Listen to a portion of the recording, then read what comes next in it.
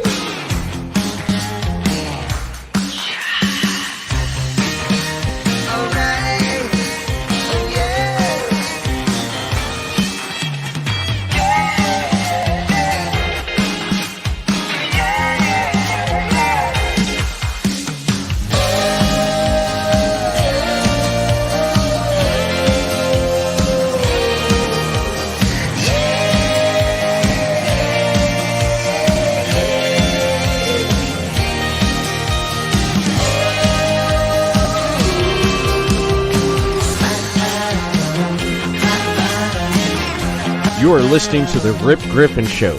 Make sure to subscribe to the show on all the major podcast platforms. Here's your host, Rip Griffin. Hey, what's going on, guys? Welcome to this episode of the Rip Griffin Show. We got something special on tap for tonight's show with the college baseball season fixing to kick off tomorrow, Friday, February 18th. So we are doing a college baseball preview on tap tonight. I've got guest Christian Rauh from the Rauh Report going to be joining me tonight. We're going to be talking about all things college baseball. But before we get into tonight's episode, just to remind everybody, head on over to the ripgriffinshow.com. We have a store now. So we have t-shirts, we have mugs, tumblers, coffee mugs, masks, whatever it is, hoodies. Head on over there and check it out. You get 15% off your first purchase. And that helps keep the show going and also keeps the show ad-free. So head on over, check it out today, and drop me a link. Let me know what you think. So with that, I'm going to go ahead and bring in my guest, Christian, man. How you doing? Hey, man. Hey, how's it going? It's good to be here. Your promo video is awesome. Your intro at the beginning. It's really cool. And I like that little tumbler you got there. I got to get myself one of those. Yeah, one of those definitely. Rip Griffin tumblers. Yeah, I mean, hot or cold drinks, it definitely comes in handy, especially, during this type of season where we've got cold weather kind of coming in, hot weather coming in, especially if you're here in Texas. It goes all over the place. It's hot today. It's going to be cold tomorrow.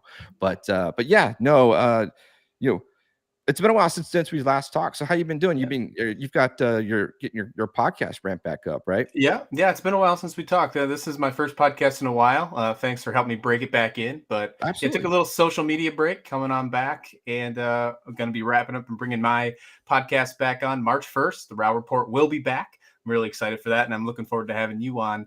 I guess we'll be talking more major league there, not college, but that's all good. It'll be good conversation. I'm really looking forward to that. So appreciate the plug, but yeah, I'm excited. Oh, absolutely. I'm excited. I'm hoping that this lockout will just get done. They can just finalize this deal so we can get on with spring training and we can start talking about, what we can expect for the season to get going. Who's going to be back in the World Series? Who's going to be the division winners? All that fun stuff that we like to talk about. Who's going to go free agency? We still don't even know a lot of the big free agents like Carlos Correa. We don't know where he's going to go. So baseball needs to get a move on. The Players Association, let's get in a room, close the doors, and let's hash this thing out, man. It's been depressing, just Absolutely. It has absolutely been depressing. We need baseball. If you're a fan of sports, of all sports, usually you're excited the day after the Super Bowl. That's finally baseball season. We couldn't say that this year, and that's just not the same. So we need to get that fixed. Hopefully there's some some kind of leeway made today. Hopefully we'll start meeting more because they did set a deadline for the end of the month. So I do hope that we do finally get something rolling here. Yeah, absolutely. We need to make it happen. So, but even though we don't have Major League Baseball, we've got minor league baseball that will be coming into a lot of, I think they're at the non-40-man roster players are at spring training right now. So it's not in the news because, it's not interesting because a lot of the key players aren't there. But other than that, we do have baseball on tap starting tomorrow night. Well, actually, college baseball has already kind of kicked off, especially with the Division II, Division III, NAIA schools are all in action already. But the big names, the Texas, the Arkansas, the Vanderbilts, Those guys are squaring off tomorrow. Opening day is on February 18th. A lot of great things that we're going to see this season. It's going to be an action-packed season. I really think it's going to be, and something new that we're doing here on the show. We're talking more college baseball, more minor league baseball. So, but let's go ahead and dive into this college baseball preview because, like I mentioned, we've got the games starting tomorrow. Number one team in the country, Texas, is getting ready. We're going to dive into 6 conferences that we got out there. There's so many conferences in Division I baseball, but we're going to focus on the key 6 right now, which would be Conference USA, ACC, Pac-10, Pac-12, Big 10, Big 12, and then we'll finish off with the SEC. Keep the listeners so they can find out who their SEC, because that is the premier college conference in baseball. So let's kind of jump into Conference USA first. So last season, the conference champion was Charlotte. Also, the tournament champion was Old Dominion. So you got 2 teams coming off the bat that are going to be key to watch. Charlotte was 40-21, 24-8 in the conference. Old Dominion 44-16, 22-10. So what are your thoughts on this conference here? It's going to be maybe a 3, maybe 4-team race. Yeah, I would say a 3 or 4 team race. Now, we'll put everything aside here. I'm going to put a full disclaimer. I am an Old Dominion. I have my degree from Old Dominion. I am a Monarch, retired and true. So it was fantastic seeing us number 1 seed last year in the regionals, and second in the country in home runs. That was really cool. So we only lost Kyle Battle to New York Yankees and the Yankees organization in the offense. So a lot of big bats still coming back for Old Dominion. So I think, a lot of the major media places like Baseball America, D1 Baseball, people like that are slowly, they were 24th in preseason rankings and they're slowly trying to get their way out of there. I think that's a mistake. I think they're here to play, pay attention to Old Dominion. But I don't know if they're going to be the favorites this year in the Conference USA. I think Charlotte is a very, very interesting team. They had a great season last year, as you mentioned, Rip. The program has certainly turned around. I see them to remain very competitive all season and battle for that conference. And then one last one to throw in there is La Tech, LA Tech, Yes. very strong team. Now, they have one of probably the most outstanding pitching staffs in all of baseball. Jonathan Fincher, Jarrett Roarf, both of those were named to the Conference USA preseason team. That team is going to be very, very exciting. If I had to give any type of prediction, they're probably my favorite for the conference. Yeah, there's a lot of good things that are going to be coming out of the Conference USA. One key guy to watch, as we were talking about Charlotte, is Austin Knight.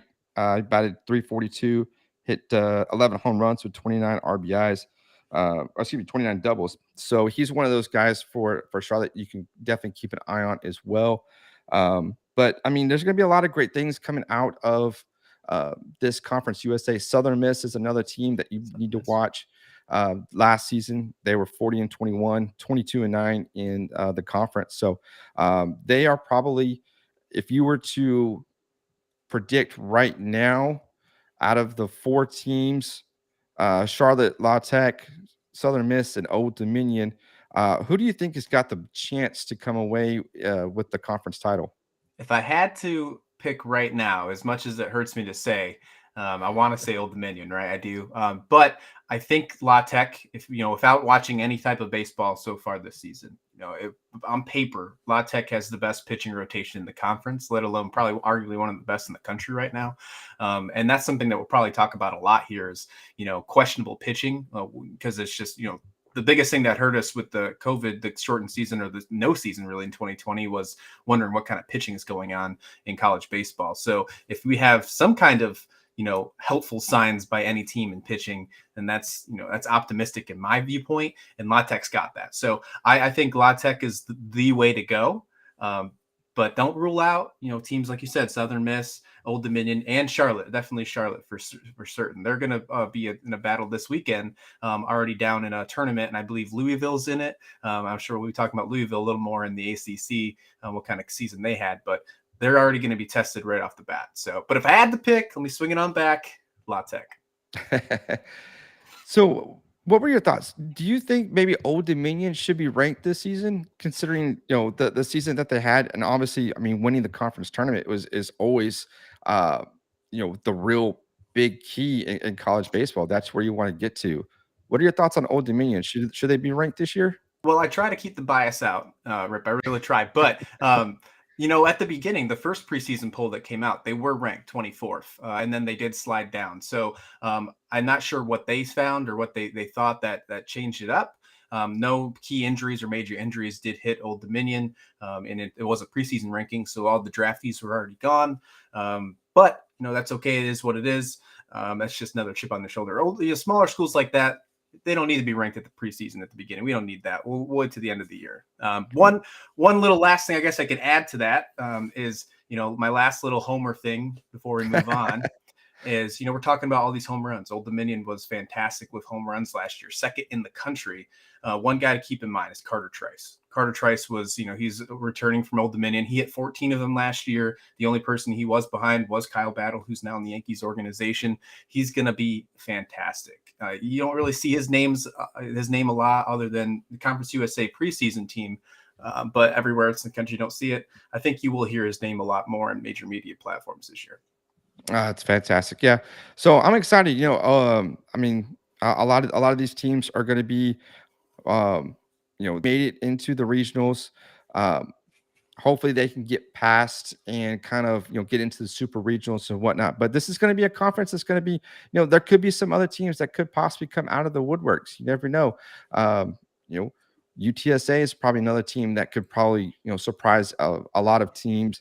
Now they're still kind of Florida International as well. They were still kind of at the back of the pack. Florida Atlantic is another team to keep an eye on as well. They were 32-25, 18-14 in the conference as well. So, yeah, they're looking to get back into the tournament as well. So, a lot of things, could be pretty exciting in, Conference USA. So we'll definitely keep an eye on them. So let's jump in now. Let's jump to the ACC for a second here. So right now, the ACC has 5 teams that are ranked in the top 25. College World Series appearance last season for NC State. I think they got a little bit, and COVID kind of hit the team pretty hard in the College World Series, so they were automatically out, eliminated. They only had 1 loss going into that next round against Vanderbilt, and so. Hopefully they can get back to the College World Series this year. Number 11, Florida State. Number 13, Notre Dame. I like Notre Dame. I think it's going to be a good for the Irish this season. At 21, Georgia Tech. 23, Duke. And at number 25, rounding out the top 25 is Miami. So last season, the conference champion was in the Coastal Division was Georgia Tech. In the Atlantic Division was Notre Dame. But Duke comes away and wins the tournament. Duke just comes out of nowhere, 16-17 in the conference, but overall they were 33-22. What about Duke? Where did Duke come from? Yeah, that Duke was an interesting story. It was a Cinderella story, if any, last season. And I think that might still be the same way. The only way they probably even make the field of 64 is if they do really well, and obviously in conference play, but in the conference tournament as well.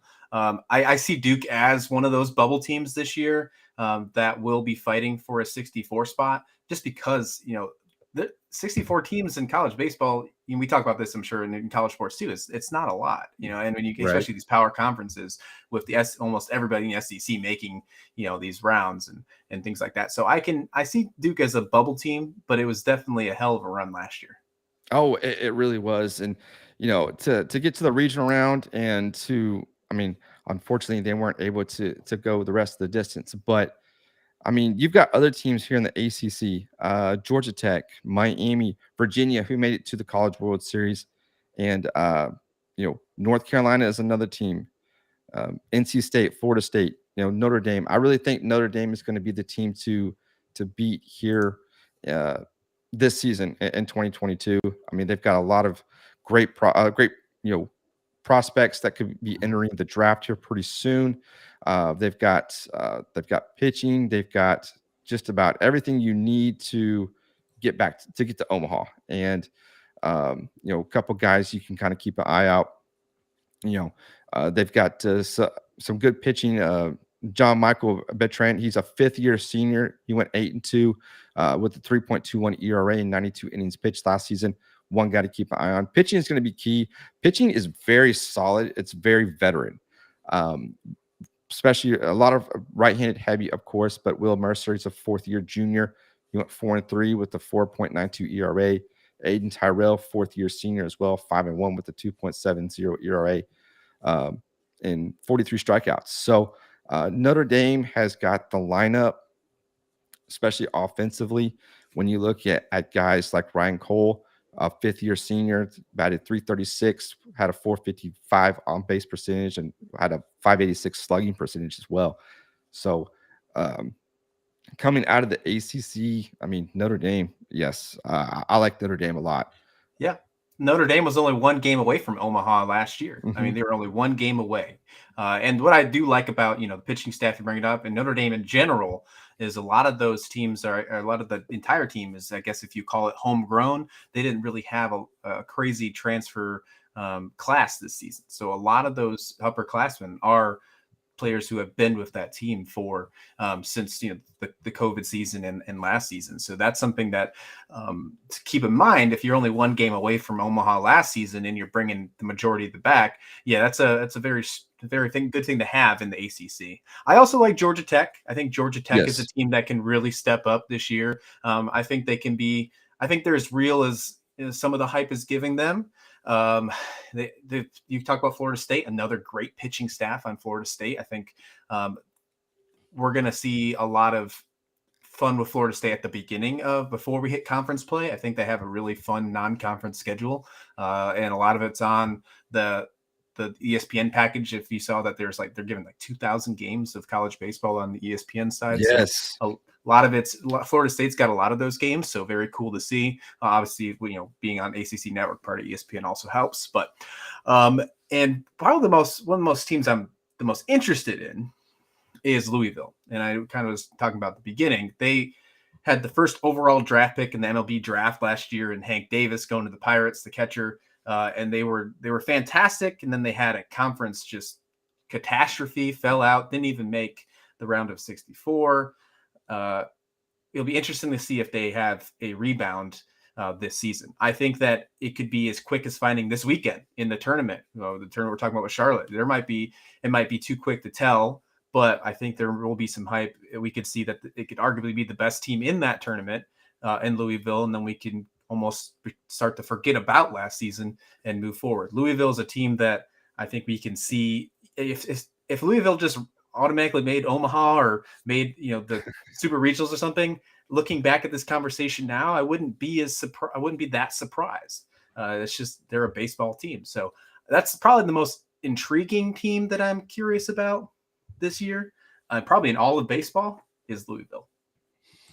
Yeah, Louisville. 28-22 was their overall record, and then when you look at also to their conference play, 16-16 in the ACC. I mean, you're trending in the right direction. You still depending on how the players how they progress, determines whether either they're going to have a breakout season or they're going to bounce back a little bit. But like you mentioned, the lineup it's a deep lineup. It's a very versatile. So Louisville is definitely one of those teams that could possibly make it into the regional round. But just like in baseball in general, everything has to click right at the right time. Oh, absolutely. And so, a couple guys, that they have, Kyle Walter, Carson Leggett, both right-handed pitchers, are two guys you can definitely keep an eye on that can make an impact. They're first-year freshmen. So, Logan Baird, he's an infielder as well, can definitely be a top prospect coming in 2023. So, a lot of good things. Top prospects, a lot of impact freshmen for Louisville. It's going to be exciting for them to watch. I'm looking forward to seeing them kick it off here in 2022. So I agree. I think that I think that Louisville could be one of those bubble teams, as I mentioned earlier with Duke. But again, I could see them go farther, or I could see them drop even farther. I don't think that I think that we've seen the floor, though. I think we've seen the floor with this team. Another bubble team, Clemson. I think Clemson has a real big opportunity to make a change with their program. Miami, obviously, I think is going to be a very good team this year. I don't think they're going to, I would consider them, if you want to put them in tiers, maybe like a high tier 2 in the conference. I don't think they're anywhere near Florida State, Georgia Tech, or Notre Dame, but they're just below. I'm a huge fan of Carson Palmquist, their sophomore pitcher. I was in love with him watching him as a freshman last year. He throws nails. He has one of the prettiest breaking balls I've seen in all of baseball. So I'm excited to watch him pitch again this season. They'll see how he progresses. Very excited to see him. So got a little bit of love for Miami on that one. What do you think about Virginia? They were a College World Series team last year. Kind of faltered there at the end, but 36-27, 18-18 in the conference.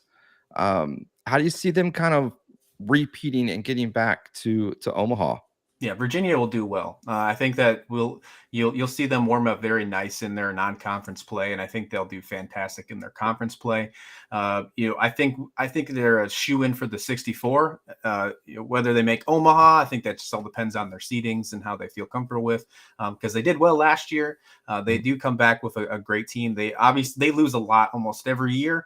That's just the benefits of having a good program, I guess. But because they're so used to it, they're also very good at reloading. And they, so far as what we've seen, it looks like they've done that again. So I think they have no problem making the 64. It'll be interesting to see how Virginia plays out this year as well. So let's kind of jump into the Pac-12 now. And the Pac-12 was interesting. Right now, they've got 3 teams here in the preseason that are ranked in the top 25.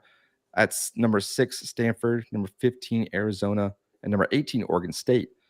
Now, there was a conference champion in Arizona, but the Pac-12 doesn't do a conference tournament, at least not last year. But this year, they're going to be doing the first ever conference tournament here in the Big 12, the Pac-12. I keep wanting to call them the Big 12, but we haven't jumped that far yet. Too many numbers, and then you got like the Big 10 that doesn't even have 10 teams. They got to get rid of the numbers, man.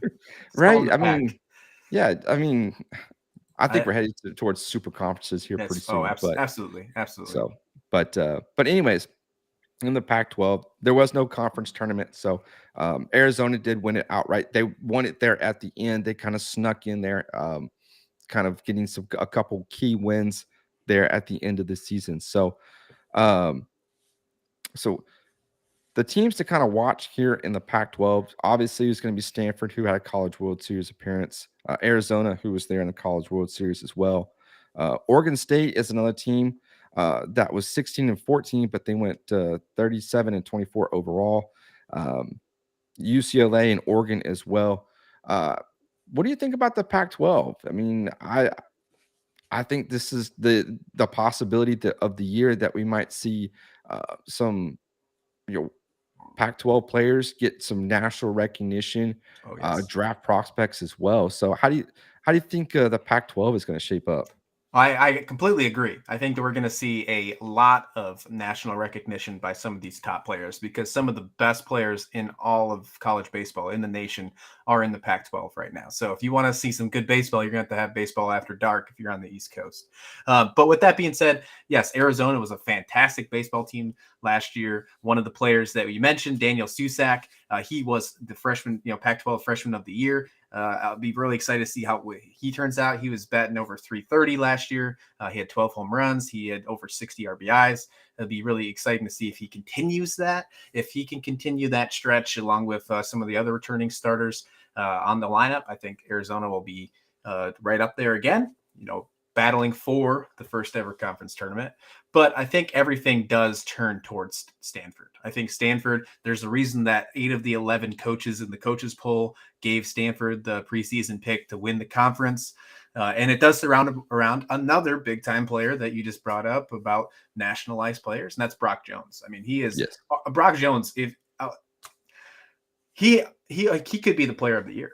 I mean, he arguably could be the national player of the year.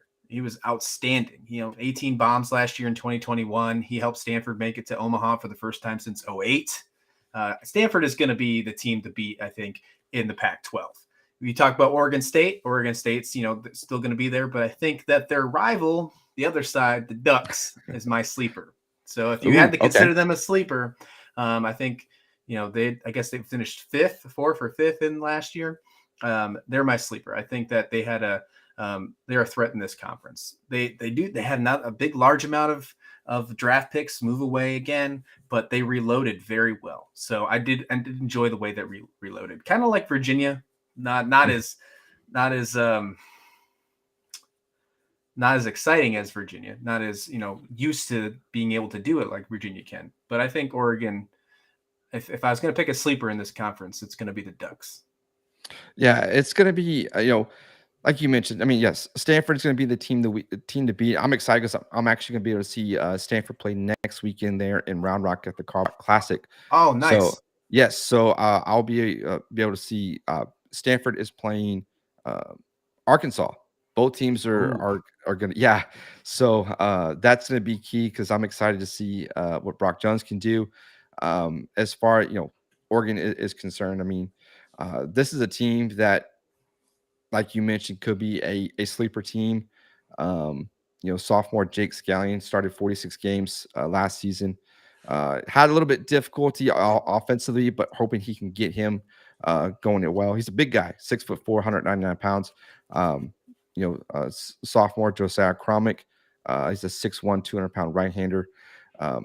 So there's a lot of guys, a lot of young guys. This is a young Oregon team, but I think you're right. This could be the sleeper team for in the Pac-12. But I'm excited to see what comes out of here. You still have number 18 Oregon State, which I think some have, getting back into the regionals, possibly even the super regional as well, and maybe even headed to Omaha. So yes. That's another team that maybe not a whole lot, ranked at number 18 this coming into the preseason, excuse me. 37-24, 16-14 in the Pac-12. So last time they were in Omaha was back in 2018. So definitely, Oregon State is a team to keep an eye on as well. But out of the Pac-12, who do you think could be the tournament champion? Excuse me. If I had to give it to someone right now, I think it wouldn't be fair if I didn't give it to Stanford. I think Stanford on paper is just team to beat. I think that it was swept away from, snuck right underneath their feet last year from Arizona. And I think that they win this conference champion, and I think we'll see them. I think we'll see them in Omaha too. A little teaser for later on. So, but yeah, I mean, I think we're both in agreement with Stanford being the overall consensus in winning the Pac-12 there in the conference tournament. So, but it'd be fun to watch. So we'll kind of dive in next into we're just rolling right along here into the Big Ten. Excuse me. So the Big Ten, just like we mentioned with the Pac-12. Pac-12. Excuse me. Yeah, I can thank you. It's the numbers, man. I tell you, it is. I'm getting all jumbled up here, but just like the Pac-12 and the Big Ten, there was no conference tournament champion.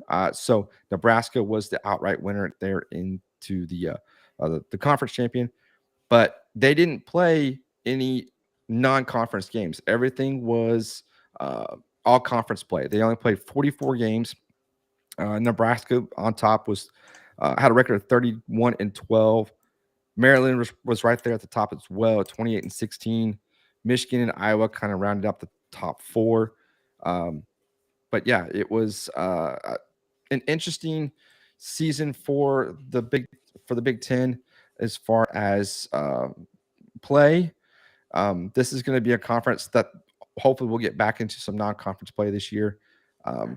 Nebraska is probably going to be the favorite again coming into 2022.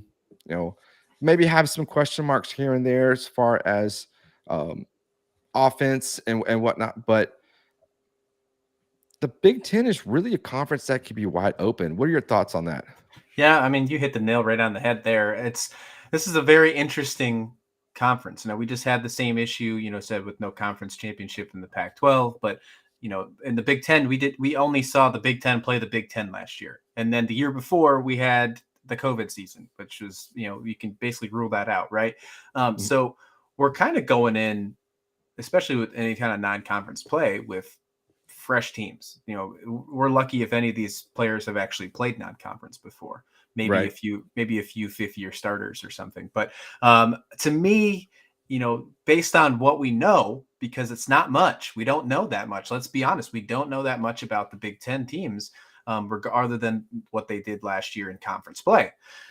I think this is a two-team conference right now between Nebraska and Michigan. And I think, you got a couple players with Nebraska who, could really stick out. They got some, a couple good guys in the infield. Max Anderson plays a really good hot corner. Kyle Perry's a great left-hander. And then Michigan has arguably one of the best pitchers in the Big Ten, if not the country, that hasn't got hurt yet. I know there's been so many pitching injuries this year already, and that's Cam Weston. I think Cam Weston can easily be in the conversation for pitcher of the year, not only for Big Ten, but in the country. Absolutely. It was, and unfortunately, I mean, there are no teams in the Big Ten that are ranked in the top 25, which I thought was kind of surprising as well. But just like you mentioned and you touched on that, the Big Ten played the Big Ten. Right. And so I think that kind of hampers them a little bit as far as preseason top 25 poll. But Nebraska could be right there on the cusp as making it in. It kind of just all depends on, how these other teams play once the season actually get started. But it's going to be interesting, like you mentioned. Michigan, coming off a 27-19 season, 27-17. They're in the conference. So, Cam Weston, like you mentioned, 7-4 with a 2.81 ERA last season. Jacob Dinner is another guy, 4-4 with a 4.35 ERA. So those are going to be your front end weekend guys for the Wolverines. Definitely got some more players coming in, bats wise, defense, power. So this is going to be a team that is going to be, they haven't been in the conference, haven't won a conference championship since 2008. So Michigan is definitely a team to watch as well here in the Big Ten. So I like it. I like your pick there on the team to watch. So, but it's going to be, Iowa. And the rest of the conference is really going to be kind of bottom dwellers. You got Penn State, Rutgers, and those guys that have really just struggled throughout the conference. So I will say that out of the other teams, there are some that could be bubble watch teams, or I don't know if I want to put them in the sleeper category like I did the Ducks, but I think that you could see teams like Ohio State, maybe Iowa, and if honestly, I think Rutgers could maybe do something in that conference, but not much other than that. I think Ohio State out of those three probably have the best chances of making some kind of competition with the other two in the conference based off what I know. But again, compared to the other conferences, it's not as much because we don't have that much information on these teams. We really don't. Absolutely. One team also to keep an eye on too is Indiana, 26-18 last season. So definitely got a veteran infield in shortstop. He's a transfer, Philip Glazer from Youngstown State. Tyler Dones, second baseman from West Virginia. So definitely a couple guys that they can lean on to get in the conference and whatnot. So that's definitely a team to keep an eye on as well. Is Indiana, but like we mentioned, no conference play or no non-conference play. There we go. Right. Yeah. It kind of hampers you a little bit. So. But we're moving right along here. Now we're going to jump into the final two conferences that we've got that we're going to preview, like I mentioned in the open. There's so many conferences that that we can talk about in the WAC and the Missouri Valley and Dallas Baptist U, DBU is another. Oh, they're going to be fun. They're going to be fun. Oh, maybe they'll make it, right? Maybe Dallas Baptist will finally make it. Who knows? They feel like they've been building up. I know we're not. I know we're not going to talk about that conference, but another fun conference is the Big West. I mean, Cal Poly, they have arguably one of the other best players in all the country, in Lee, Brooks Lee. So, yeah, there's great baseball all around the country this year. Although we're right now we're dealing with a lockout in MLB, there's baseball tomorrow.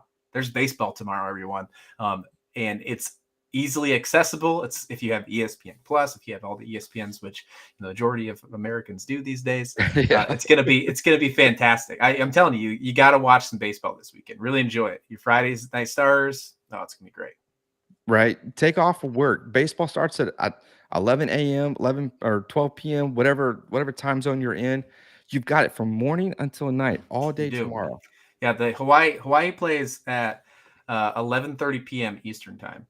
So wow. it is literally all day. Wow. They're in the WAC, aren't they? I think they're in. Well, they were in the WAC. I think they moved to the Big West, though. I could be wrong. So now I have to look into it. No, I think they're still the WAC. I think you're right.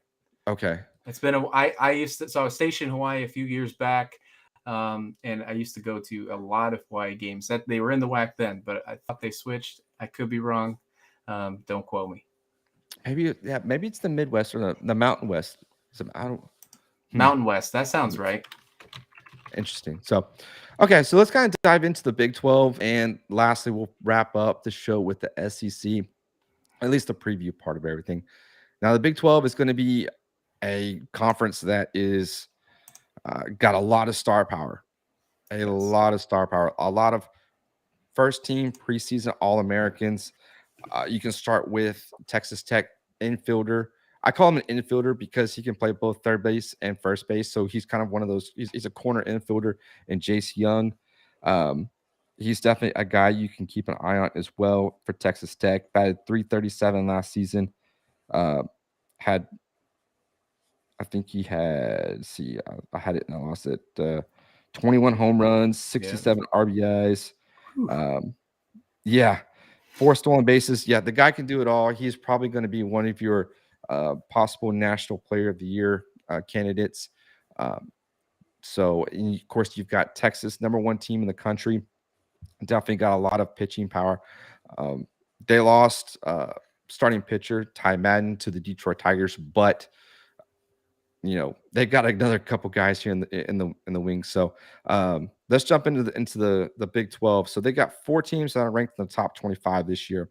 #1 is Texas. #7 is Oklahoma State. #14, Texas Tech. And #17 is TCU.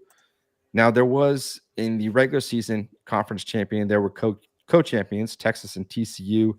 But TCU came out on top in the conference tournament, won their 3rd conference tournament in school history. So kind of the team to watch and really the team to beat in the Big 12 is going to be Texas. They were 50-17 overall, but 17-7 in the Big 12. What do you think about the Big 12? Do you have a team that could possibly trump Texas? Well, I mean, Texas is the strongest team in the country right now. I mean, before we start playing, it's safe to say when you look at, again, roaring back to what we've been talking about all night is that, this positional players, we got a pretty strong group of guys, watching these guys play, but there's a lot of question marks throughout the country on what's going on with the pitching staff. For the Longhorns, that is not an issue. We have, even with losing Madden, as you stated, to Detroit in the system, they have, Pete Hansen, who's, preseason pitcher of the year for the Big 12, Tristan Stevens, Aaron Nixon. Nixon is incredible. I mean, arguably the best closer in the nation, right? Behind maybe a guy in the SEC that we're going to be talking about here probably a little bit. But it's hard. It's hard to even pick anybody to say, hey, can they compete with Texas? Because I think TCU is going to take maybe a little step back. I hate to say it, but I think they do.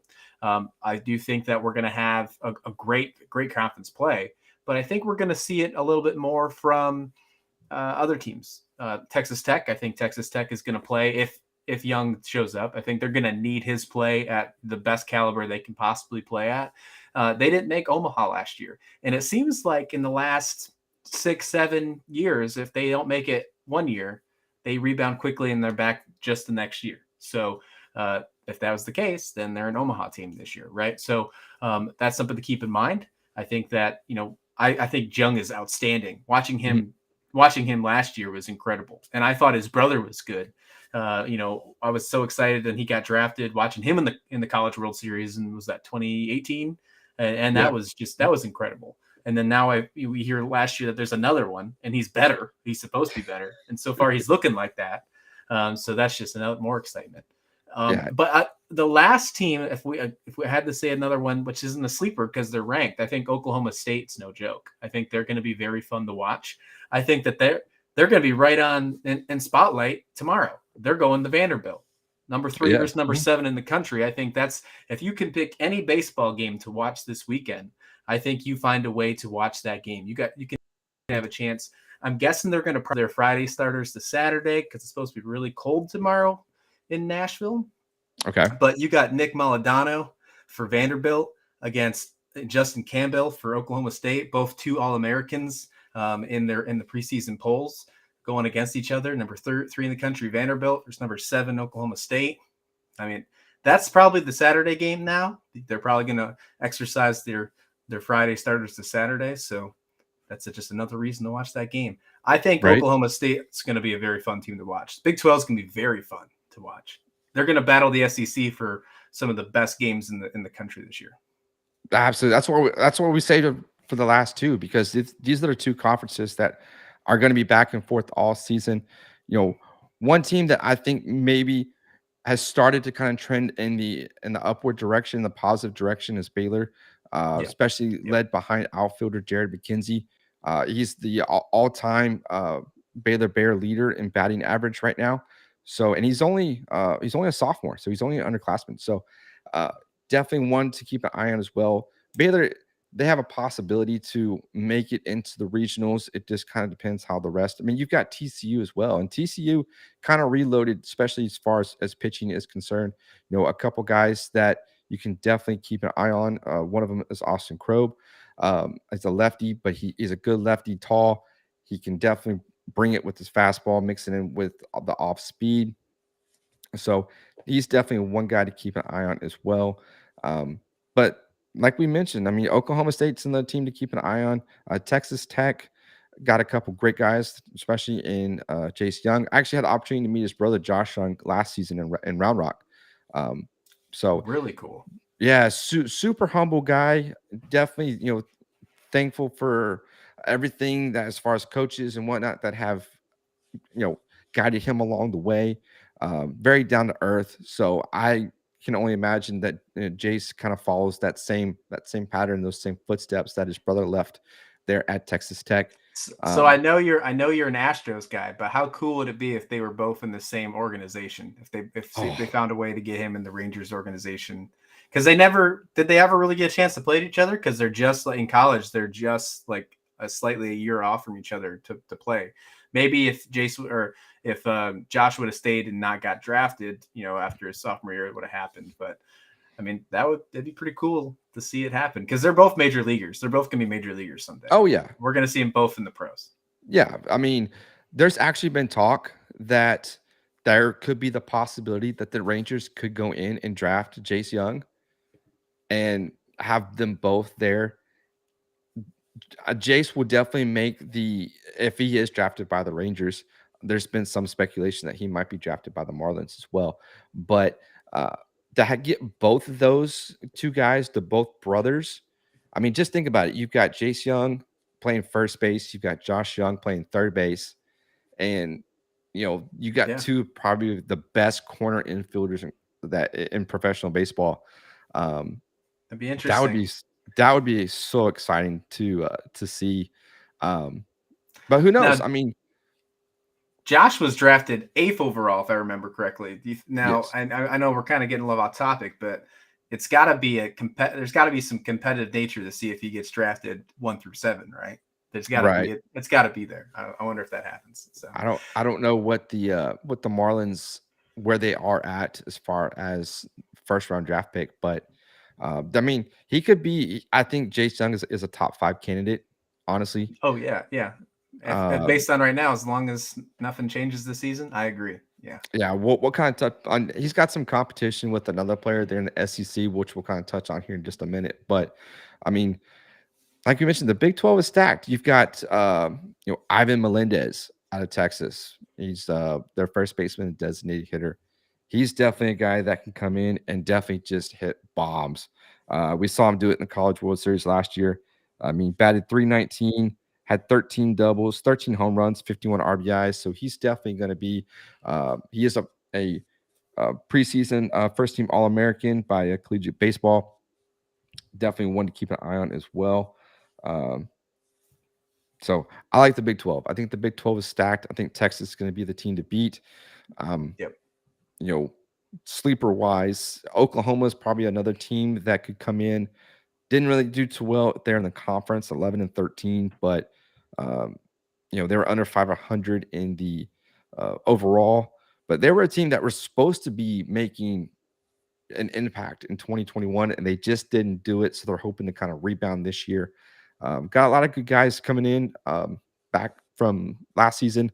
Pitching is supposed to be better. Offense is supposed to be better as well. So Oklahoma's probably another team, but TCU, they did tie with Texas for the regular season conference champion at 17-17 or 17-7, 41-19 overall. So the Big 12 is stacked, man. I like the Big 12. Yeah, no, I agree. I think Texas is going to be your winner right now, and then I think that Oklahoma State and Texas Tech are going to battle them. I wouldn't be surprised to see TCU there, but I see TCU as the fourth place team right now. Yeah, they were take a slight drop back. Yeah, they were a team that got ousted in the the Super Regionals. I think is let me see. I've got the bracket. 32. Yeah, I think they made it into the second round of the regionals, and then they lost. I had it here and then I lost it, but anyways, TCU definitely a team to watch as well. But let's go ahead and jump into our last conference of the show tonight, and that is the ACC. The SEC. Yeah, everything's running together. It's the numbers, man. ACC, SEC. Really, everything's just sounds so familiar. But the SEC, the Southeastern Conference. There we go. Right now, they've got 8 teams in the top 25. Not surprising. No. And if it wasn't for Texas being number 1, the SEC would take the top 5 because you've got Arkansas at number 2, Vanderbilt at number 3, Mississippi State at number 4, Ole Miss at number 5, number 8 LSU, number 9 Florida, 16 Georgia, and 19 Tennessee. So, yeah, Texas kind of just threw everything for a wrench there for the SEC there. But kind of looking at the conference championships, last season in the Eastern Division, it was Tennessee that made it to the College World Series. In the Western Division was Arkansas. But this is going to be a division, both divisions, East and West, a conference that's going to be probably the most dominant conference in all of college baseball, especially when you've got guys. I'm surprised that, we don't have any more teams like South Carolina that could be a team that could possibly be ranked in the top 25. I mean, this is just a stacked conference, man. What do you think about this conference? I think there's 8 teams that have a chance to make the field of 64. Exactly. I think, and you could even probably argue 9. You really could argue 9. But yeah, this conference is insane. You're talking about there's a chance that we're going to have super conferences. Well, they're going to have to build around the SEC because the SEC is really already one of those super conferences, especially with baseball and other sports.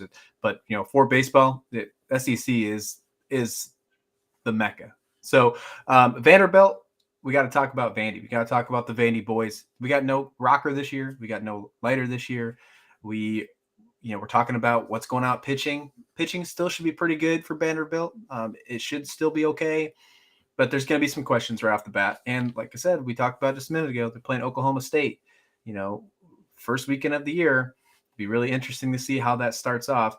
We do have a couple All-Americans on there, as we just talked about Maldonado. I like Vanderbilt, but I have seen some experts leave them off in their predictions for their 8. So that's something just to keep in mind. Interesting. Mm-hmm. Yeah. We got Mississippi State, who won the national championship last year.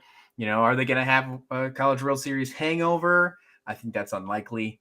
I think they should, do just fine this year. This team is still pretty fantastic. They're going to hang around, Lucas Sims. That's probably the biggest question with Lucas Sims. He was their piece in the College World Series that, came into the pen that really made them, help them win that World Series. Now he's moving over to be that, that starter on Fridays, that ace in the rotation. So let's see if that transfers over well, which in college baseball, you're only adding a couple of innings in per game. So that should be just fine.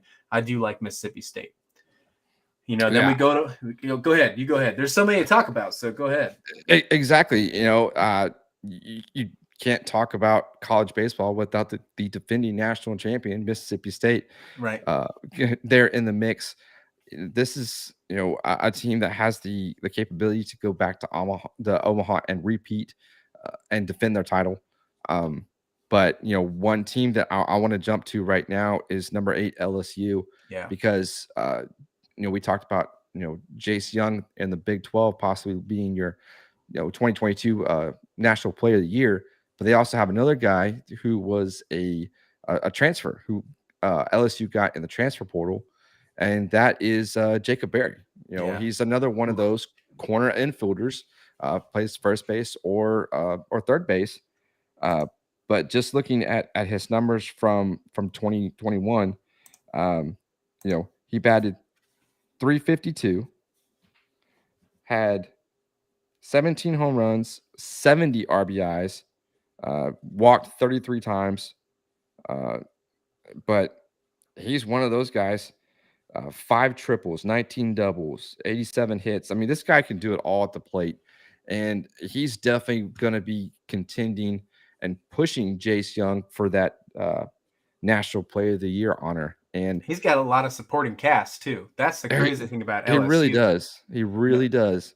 LSU has 3 guys on the Golden Spike watch list. All 3 of them are in their in their batting order. Trey Morgan, their first baseman, Dylan Cruz in the outfield, and then, as you stated, Jacob Berry, all on Golden Spike watch list to start the season. That's awesome. That's outstanding. So a lot of supporting cast that's going to really help Jacob Berry. So they're going to have to pitch to him. They're going to have to throw to him. Yeah, they're going to be no joke. It's going to be no joke. Yeah, I mean, gosh, just looking at this conference, it's just I don't know if you can actually pick one team to win the conference tournament because they're all capable of doing it. I mean, if anything, maybe Arkansas is probably the team that might squeak by there. They're ranked number 2 overall here in the country. I'll have the opportunity to see them up close and personal next weekend there in Round Rock. So it's going to be exciting to watch. Arkansas is a team that is going to come in. Their last trip to the College World Series is back in 2019. So they've been to the regionals for the last 4 years in a row. So this is a team that, obviously too, can make it to Omaha very, very quickly. Caden Wallace is a sophomore, batted .279 with a .369 OPS and .500 slugging. Hit 14 home runs last season. He's definitely one to watch as well. Another guy, he is a 5th-year senior in Michael Turner. He's a transfer, came over from Kent State, but batted .337 with a .439 OPS, and then 640 slugging as well, 6 home runs. So, Robert Moore, 3rd-year sophomore, batted .283, 16 home runs. So this Arkansas lineup, especially from an offensive standpoint, is stacked. I agree. I completely agree. There's a huge, there's just, I'm out of words. There's just too many SEC teams that really can make a move to not only be in Omaha, win the conference champion, but can be the College World Series championship. Most teams to ever go into Omaha by one conference is 4, and that was in 2019. Mm-hmm. And it was the SEC. Surprise. I could see that totally happening again. And to be, if you take out the bottom 2, teams in the conference and then just pick from a hat, that would probably be your best chance to figuring out who's going. The crazy thing about the SEC that I noticed when I was getting ready for this episode is that they, as competitive as this conference is, they are killers at home. Mm-hmm. Every single team in the SEC conference, with the exception of Missouri, which Missouri had an awful season, but there's got to be one, right? With the exception of Missouri, every single team in the SEC had a winning record at home last year, and I think that's immaculate. So that really changes. That really tells you, if you get those road wins, how important those are in this important those road wins are. And you have Arkansas, you have Mississippi State, the defending national champions, Vanderbilt. There's a couple dark horses, though. I think that there's a couple dark horses that can really make moves here. I think Florida's one of them. I think Florida can be a dark horse here. And I think Tennessee really could be a sleeper team. I think Tennessee, that they just lost Tidwell for a little bit for a shoulder injury. Blade Tidwell, who arguably could have been he's going to be probably a top 10 draft pick in the MLB draft. He'll come back. He'll be ready for conference play. They said he doesn't need surgery, but they have some amazing bats in the lineup. They have Jordan Beck, Drew Gilbert. Jordan Beck was outstanding. If you get bored, just go watch their series opener last year against Georgia Southern. Beck hit one. It was immaculate watching that. It was insane. So I like Tennessee, but it's just, you could just close your eyes, drop from a hat, and there's a chance they win the SEC this year. Absolutely. And one team I want to keep an eye on as well is Texas A&M. They kind of started off hot last season. They were they were 15-5 in their first 20 games, but then kind of dropped once they got into conference play. 29-27 overall, 9-21 in the SEC. Not the ideal record you want there in the conference play. Definitely took a step back last year. Hopefully they can get back into it.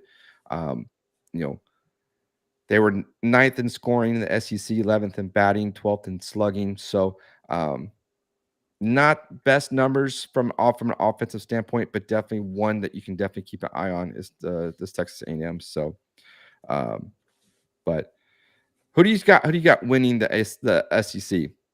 There in the conference tournament.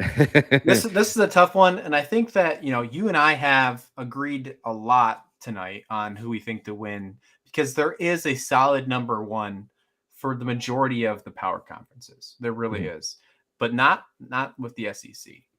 You could take the safe bet, take the reigning champs. If you even consider that a safe bet, is that considered a safe bet in the SEC? I don't know. I don't know. Yeah.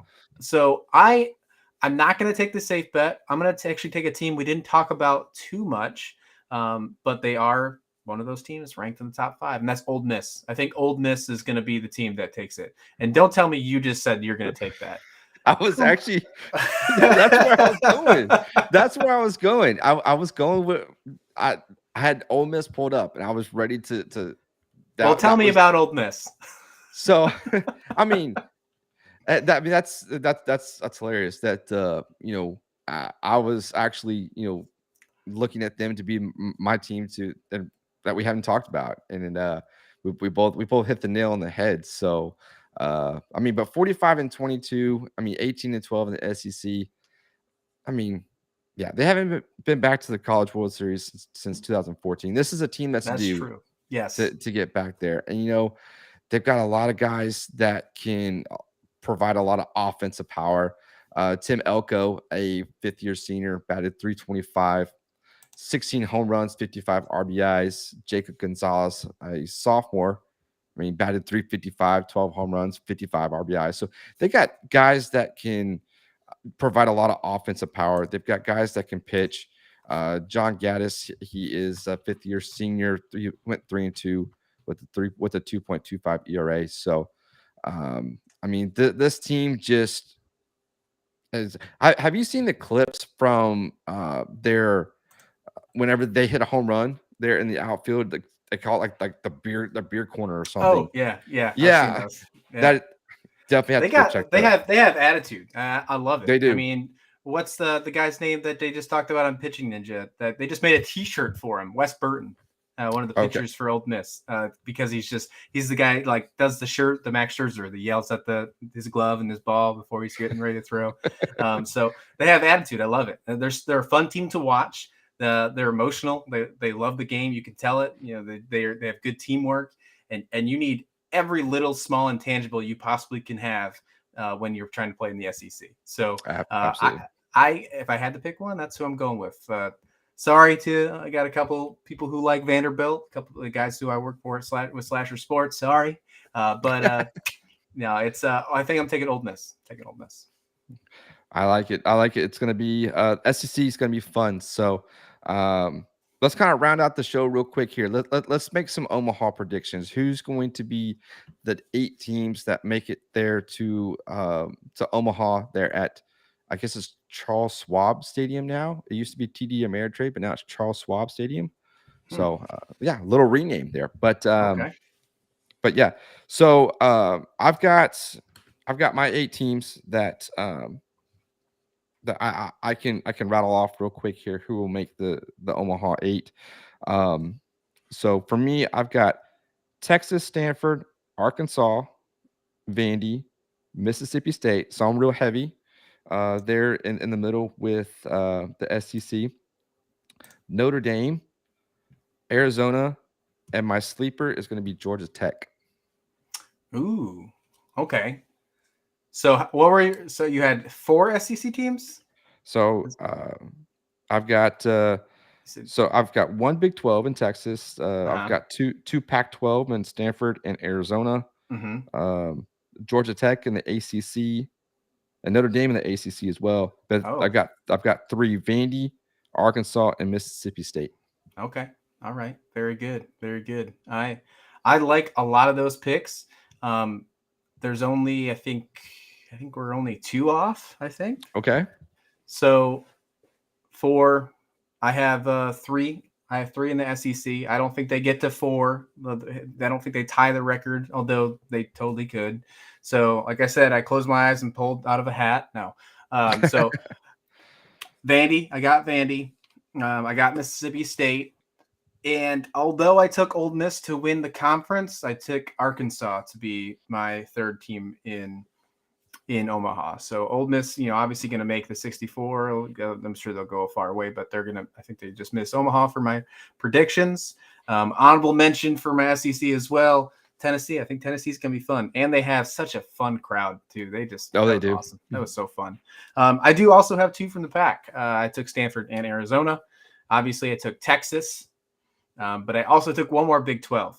As I said earlier when we were talking Big 12, when Texas Tech doesn't make it one year, they usually make it the next. So I did take Texas Tech, and then my last number 8 team, my sleeper, I guess you could call it. It finally happens. They finally make it. East Carolina University. ECU. They've been in super regionals for years. They could never make the Omaha trip. They were out of it just by 1 game. They're finally going to make it this year. I'm going to take East Carolina. I like it. That's very, very good picks. I guess you would say if my honorable mention were to possibly get in there would be Dallas Baptist. Yeah, it was. I almost picked them. I feel like they're due too. I think they're gonna. If they made it, I wouldn't. I'd be happy. I'd love to see that. And I would be absolutely. shocked. Absolutely. I saw a lot of the major markets taking them as their sleeper. And I'm not going to follow mainstream with them. So they're in my honorable mentions down there. DBU, which oddly enough, it's right underneath LSU. But they're 2 different things. It's not football. But yeah, I took East Carolina. I think the Pirates finally do it. It's good picks. I think, any one of these teams or any teams that we talked about tonight could be very capable of getting to Omaha. That's what's one of the great things about college baseball is, once you get into that field of 64 and once everything, like I mentioned earlier, if you're clicking at the right moment, then you're set. And it's going to be a fun season. It's going to be great. There's a lot of, excitement starting tomorrow. A lot of teams that are going to be in action. Number 1 Texas taking on Rice. You've got Texas Tech, and you've got Auburn and Oklahoma kind of going at it as well there at the State Farm baseball tournament there in Arlington there at Globe Park. So, but man, this is gonna be fun. It's gonna be an exciting season. I'm ready for it to finally kick off because we'll have baseball finally. Yes, that is the number one thing. I'm excited. I'm planning on going to Old Dominion's game against Iona. They're playing tomorrow afternoon. So as long as it doesn't rain, I will be going and watching the game. I'm excited. I can't wait. I'm excited as well. I'm looking forward to getting to Round Rock next weekend and watching Stanford and Arkansas play. Two teams that have College World Series aspirations. So, but man, Christian, this has been great, man. Talking college baseball with you. Why don't you go ahead and give yourself a quick plug real quick? Tell everybody about the podcast you got coming up and what you got going on as far as what you got going on in the works. No, yeah, I appreciate that. Well, first and foremost, thanks for having me on. This was awesome. Way to come back, rising back from the dead, I guess. Cue the Undertaker GIF there, but or GIF, go ahead. But is it GIF or GIF? Oh man, I don't know. See, it depends. How old are you? If you over 30, then you go with your peanut butter, right? Like, is it the peanut? You say it like the peanut butter. I digress. Yeah. I think you say I think you say GIF. I think it's GIF. Okay. I think it is. All right. Okay. Raymond. Caramel. Yeah. Tomato. Yeah. Right. So, but I appreciate it. You can follow me along at Twitter at Rauh Report, RAUH Report. I'm going to have my new podcast starting, the Rauh Report podcast, starting March 1st. We're going to go ahead and do 30-team preview. Rip, I'm excited to have you on so we can talk the Houston Astros. We'll have that on in mid-March. And you can find all of my content as well as my counterparts over at slashersports.com. Slasher Sports, we got a lot of great baseball content and a couple entertainment podcasts. If you're in like horror movies, things like that, really cool. So nice little niches and different entertainment things, but mostly sports and definitely mostly baseball. Fantastic. Be sure to check him out. Go give him a follow. Definitely we'll put all of his links there in the show notes as well. So, but that's going to do it. College baseball is on tap starting tomorrow, February 18th. It's going to be exciting. The road to Omaha is officially underway. So we'll see what happens come this summer. So it's going to be exciting to watch. Who will make it to Omaha? That's going to be the question. So that's going to do it for this episode, guys. Be sure to remember to follow the show on Twitter at Rip Griffin Show. The show is part of the Podcast City Network. You can head on over to podcastcity.net and check out all the amazing podcasts on there as well. And head on over to the store. Get a t-shirt. Your help is much appreciated. So that's it for this episode, guys. Take care.